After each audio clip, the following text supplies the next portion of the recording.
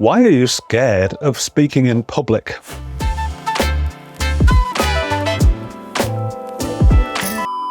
You've probably got a mix of nerves and imposter syndrome and unfamiliarity that makes you just want to race through a presentation and sit down as fast as you can. Don't beat yourself up here. Public speaking is nerve-wracking. Only massive extroverts love being the center of attention. So what about the rest of us? I didn't start out as a confident presenter. In fact, in my first job in the BBC as a journalist, I was so nervous that my boss had to give me voice coaching, and I hated every minute of it. Nowadays, if I'm properly prepared and I have something useful to say, I'm quite comfortable speaking in public. And if you can get to quite comfortable, that means you're 95% better than most public speakers. So here are 5 things we can do to calm our nerves when we need to say something important to a big audience. First, practice.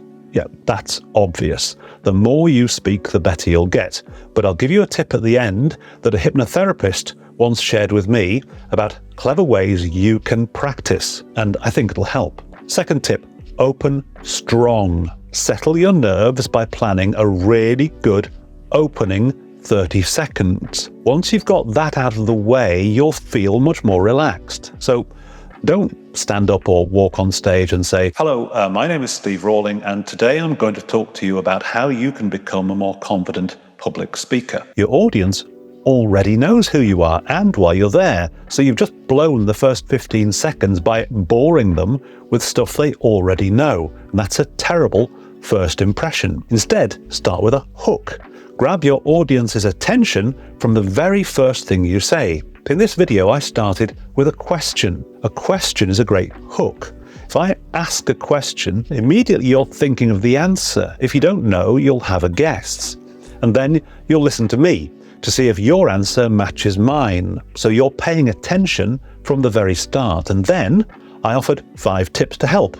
Well, that's a bite-sized burst of knowledge. You're thinking, I can handle 5 tips. It's not too much information. So try writing 10 different ways to start your talk with a hook. There's a card in Storyteller Tactics that will help you here. It's called Story Hooks. When you've written 10 different hooks, test them with a colleague or a friend and see which one they think works best. A power user tip here: if you start your talk with a question, make sure you answer that question by the end. Right, third tip, use stories. We're much better at remembering stories than logic or facts. So take a step back. Ask yourself, what's the most important thing I want people to remember about this presentation? And then make sure you've got a story to bring it to life. Imagine you're trying to explain detailed research about consumer attitudes to electric cars. And the key fact you want people to remember is that 67% of potential customers are put off by range anxiety.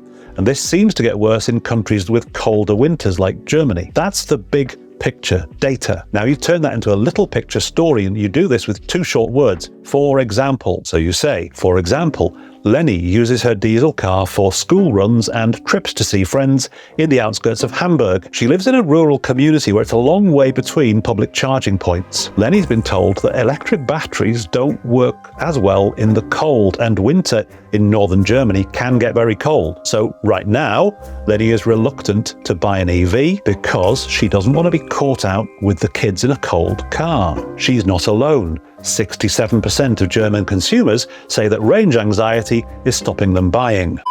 Now, clearly Lenny is just an anecdote. She's not data, but she is a story you can see in your head, and she will help people remember the big picture data. So for every big point you're trying to make, you need a Lenny-style story. Fourth tip, be yourself. People make a mess of public speaking when they try to sound like someone they're not. And this is partly a way of dealing with imposter syndrome. You're thinking, everyone else talks like this, so I should too. But it can lead you to saying some terribly convoluted sentences you'd never say in real life. Just remember, public speaking is not the same as writing a technical document. It's more like a conversation. Fifth and final tip, practice, practice, practice. Yes, I know that was tip 1, but it's so important I'm just going to repeat it. I ran a pitching class once, and one of the participants was a hypnotherapist.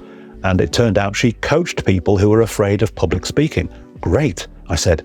can you share some advice? And here's what she said. If you're really nervous about speaking in front of an audience, practice in front of a mirror. Then, when you've done that, put a cuddly toy in front of the mirror and do it again. Because now you've got an audience of one. Add another toy and do it again.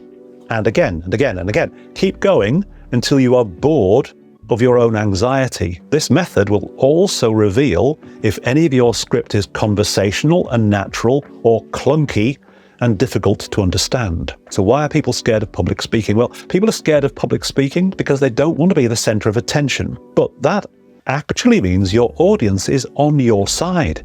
They want you to be okay up there because they're glad it's you, not them. So follow these tips. Open strong with a story hook.